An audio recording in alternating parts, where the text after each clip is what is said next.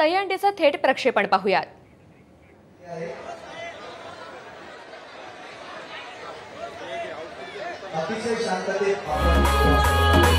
ओहो, दोन्ही हात वर।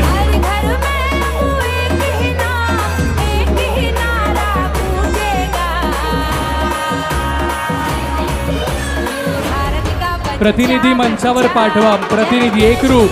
जय श्रीराम। गांधीनगरचा राजा कुठे? गांधीनगरचा राजा टॉपर कुठे? टॉपर गोविंदा, चला घ्या लवकर। एकरूप गोविंदा पथकाच्या एका प्रतिनिधीने या ठिकाणी यायचं आहे। शिवसाईचा हा प्रयत्न आहे आणि ते नऊ ठरवत आहे।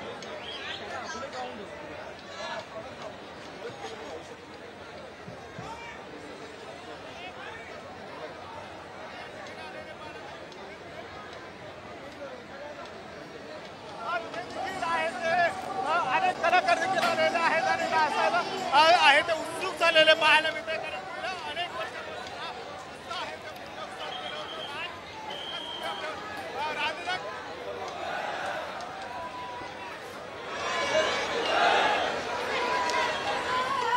संपूर्ण महाराष्ट्रामध्ये, संपूर्ण मुंबईमध्ये अनेक तरुण कानाकोपऱ्यामधले फक्त 2-3 महिने सातत्याने अगदी जीवाचं रान करून या ठिकाणी प्रॅक्टिस करत असतात, ते फक्त आजच्या एका या दिवसासाठी।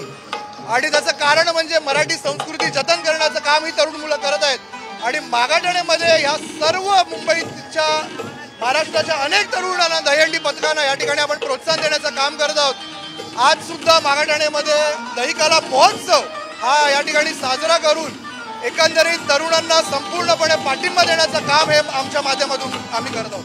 प्रो गोविंद असेल, त्यानंतरून दहीकाला, कारण की गेल्याच वर्षापासून सरकारने वेगवेगळे मुदत आहे ती दिलेली आहेत, त्यामुळे कुठे उत्साह येणाऱ्या काळात या मी 100% यावर शिक्कामोर्तब करतो की गेले जेव्हापासून सन्माननीय मुख्यमंत्री एकनाथ शिंदे साहेब सरकारमध्ये आलेले आहेत आणि त्यांनी जेव्हापासून दहीहंडीसाठी GR काढलेला आहे, 20% आमच्या मतदारसंघामध्ये दहीहंडीच्या मंडळांमध्ये वाढ झालेली आहे।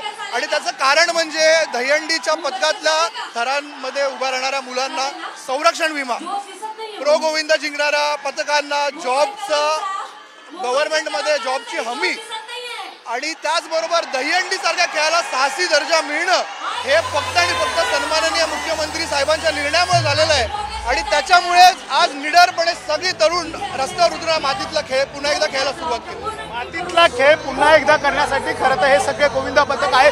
गेल्या तर हे मोठ्या उत्साहाने आहे तो दहीकाला पथक पार पडताना पाहायला मिळतो आहे। राकेश गणेश कवडे, साम टीव्ही मराठी, मुंबई।